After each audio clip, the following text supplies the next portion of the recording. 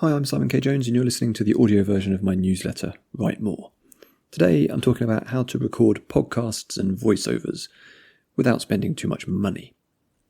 I love a good podcast. Conveniently, they're now easier to create than ever. If you're a newsletter writer, it's only a small jump to also be a podcast producer. Today's episode is all about how to do just that. I produced the Writing Life show for the National Centre for Writing between 2018 and 2022, which afforded me the opportunity to speak with an incredible lineup of writers. I'll put some links in the show notes to those. But even back then, not so long ago really, it was still relatively tricky and expensive to make a podcast. That's all changed with the arrival of excellent quality entry-level microphones and extremely simple and free podcast hosting. I thought it would be useful to share some pointers to help any of you who are thinking about giving it a go. So, what kind of podcast are we talking about here? Because a podcast can be just about anything. Fiction, non-fiction, serialized, a panel show, or a solo presenter. It doesn't even have to be audio-focused these days, with lots of podcasts prioritizing YouTube and recording high-quality video. I'm not going to be touching the video side of things, mainly because I don't really like video podcasts. Like, the entire point of podcasts for me is that I can listen to them while I'm doing something else. I listen to them while washing up or cooking or folding clothes or going for a walk. I can't do any of those things while staring at a video. An audio podcast makes doing a boring task more enjoyable, and those chores suddenly become a time to inform myself about a wide range of topics. A video podcast, by contrast, demands my attention and prevents me from doing anything else at all. Anyway, if you like video podcasts, that's all fine, no judgment here.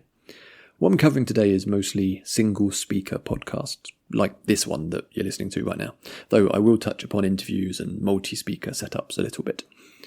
There are 3 phases to producing audio. 1, pre-production. That's planning the show, making sure you've got a good setup, writing a script, inviting your guests and all that kind of stuff, all the prep stuff. Then 2, there's production. That's the actual recording of all the component pieces that you'll need to create whatever it is you're making. And then 3, post-production, which is taking all of the recorded elements and editing them together into something you can actually release. Once that's done, you also need to host the podcast somewhere. It needs somewhere to live online so that other people can actually access it. Okay, so pre-production. Let's talk about gear and your recording setup. I'm not an audio engineer, clearly, and have no formal training in podcast production, despite having done a fair bit of it. So if you are listening to any of this and have better or more recent tips, then please do head over to the website where you can leave comments and help other people to discover cool stuff. So let's talk equipment. Here's what you're definitely going to need. A microphone. Your phone and computer already have built-in mics, but their quality and convenience vary massively. You really want to get yourself a dedicated microphone that you know is going to deliver good results. I use a Sennheiser profile mic, which I settled on after lots of research. That's what I'm recording this into right now. So if you like the sound of this, then yeah, that's what this mic is. It's very small, so it's easily portable. It's USB-C, so you can connect it to pretty much any modern device, including phones. The audio quality, I think, is decent and produces a sound that is just right for that sort of podcast radio vibe. It is heavily directional, meaning it focuses in on your voice and helps to reduce extraneous sound from the surroundings. And it's cheap. It's about, at the moment, it's like $119 or £99. And obviously that's not nothing, but for the quality you get out of it, it's pretty good value. And it's vastly better than like a cheapo $20, $30 mic, but without tipping over it into that kind of painful $200 plus territory where it just goes up and up in like crazy leaps. You'll need a computer, and anything goes here really. You don't need a supercomputer to edit audio. What you do want though is a quiet computer, ideally a laptop for portability and one that runs silently without noisy fans. Chances are you've already got a computer which will do the job. So for example, I'm recording straight into this laptop and you can't hear the laptop itself. If I was recording into my desktop PC upstairs, like the fans are going crazy in the background and that would be annoying. And then optional extras, so you might need a pop shield if you have a particularly plosive voice. So that's when you say things that start with P noises and it pops the microphone and sounds unpleasant. I've found the Sennheiser Profile actually does a really good job without needing one of those, but it can't hurt to have one as a backup. You might also want a microphone stand or arm for better comfort or positioning if you want to get the microphone up closer to your mouth. Decent headphones are kind of a must because they will make editing easier and more accurate, and you won't be so easily distracted by whatever else is going on in your house. Production. Let's talk about some recording tips. You'll want a good place to record, obviously, but it needs to be somewhere nice and quiet, so ideally a room away from the normal hustle and bustle of your house. Our brains do a tremendous job of filtering out background noises. Wind, electrical hums, fridges, washing machines, children shouting in the playground next door, cars driving past on the street. If you're recording audio, you kind of need to learn to turn off your brain's automatic filters so that you can identify unwanted sounds and get rid of them or find somewhere where you can't hear them. There's nothing worse than listening back to a recording and discovering that there was a siren going off in the distance or a clock was ticking really noisily next to the mic and your brain just filtered it out and you didn't notice at the time. So when picking your recording space, also pay attention to the furnishings in the room. A bare room with bare walls is going to create echo and reverberations, making you sound distant or like you're in a big weird empty room. Look for a space with soft furnishings, cushions, couches, curtains that will absorb sound and reduce echo. Bookcases and books, magazines, that kind of stuff. That's good for this kind of thing as well. In an ideal world, we'd all have dedicated recording studios with proper soundproofing, but practically that's not always possible. The good news is that you don't need anything that fancy. A cosy space with books and cloth will do the job. Before committing to the actual recording, always check your levels. You don't want to be too loud, which will create clipped audio and sound horrible and basically can't be fixed, or too quiet, which will require too much boosting in post and often introduce a lot of background noise. You'll also want to record at least 10 seconds of silence at the start.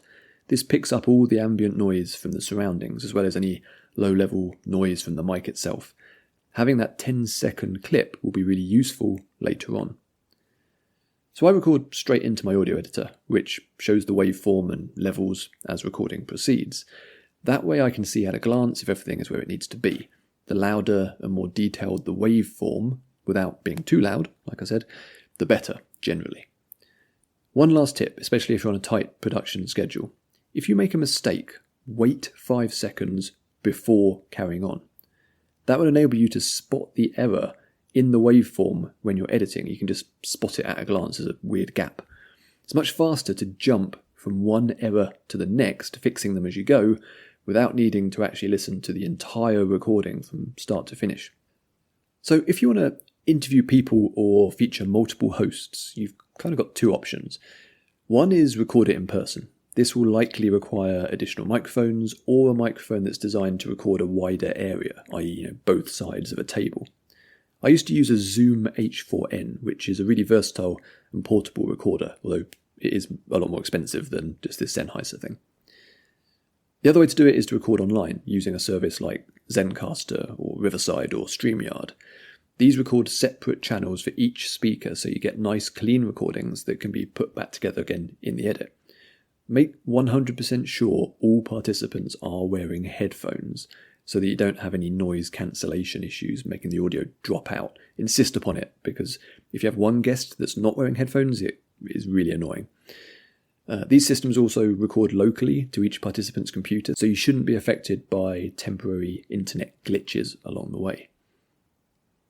Okay, moving into post-production. I edit in Audacity. It's not the best, but it is entirely free. It's a piece of open source software, and it runs on basically everything. I used to work more professionally in Adobe Audition, which at the time was a better experience, but I'll be damned if I'm going to pay Adobe subscription fees for my personal work. Audacity is packed with features, 90% of which you absolutely will not need to use. This, right now, isn't the place for a software tutorial, but the process I use, which produces what I think are decent results, I mean, you tell me, you're listening to this right now, but it's a pretty simple process. So, 1, I use those 10 seconds of silence that we recorded earlier to denoise the entire recording, which gets rid of any unwanted low-level background hiss. I then edit the recording, removing any errors and tightening it up as required. Number 3, I apply a normalize filter in case the recording came in a little quiet. And then I apply a limiter filter, which flattens out the waveform and reduces the overall dynamic range of the audio. Now, if you're recording music, you definitely don't want to do this, as you want to retain as much range as possible. But for a voice-only podcast, limiting the waveform reduces the difference in volume between the quietest and the loudest parts of the recording. It means that a whisper will be as audible to the listener as a shout, and they won't need to be constantly fiddling with their device's volume setting just to hear the actual podcast itself. And that's it. I then export the finished piece to an MP3 for uploading, or to a WAV if I want to maintain maximum quality without unwanted compression. Again, not really an issue for basic voice pods, but important if you're a musician.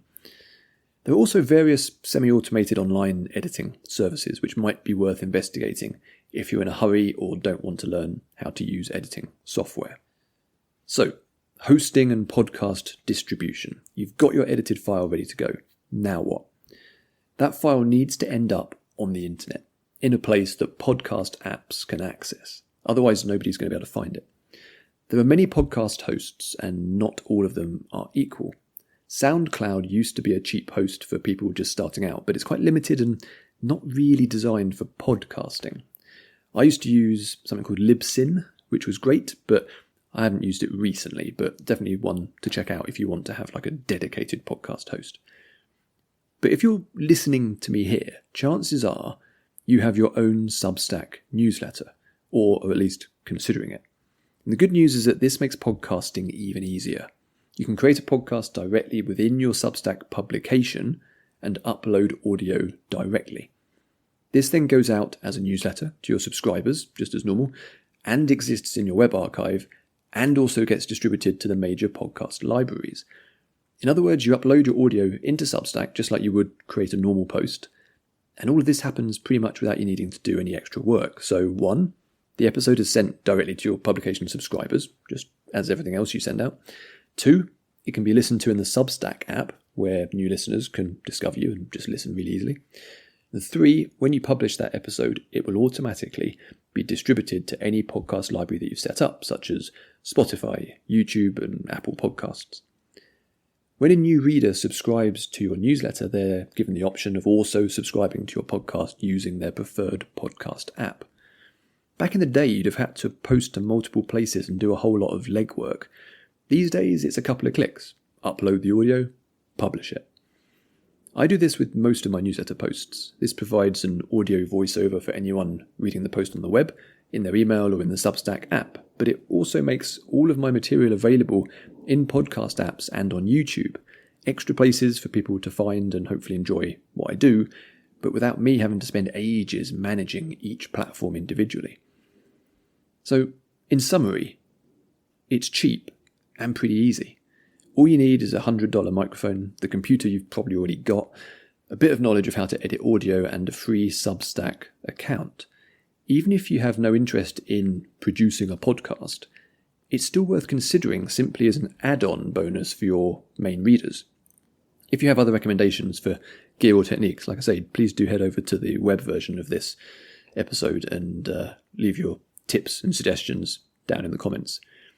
Okay, thanks for listening, and I will catch you on the next one.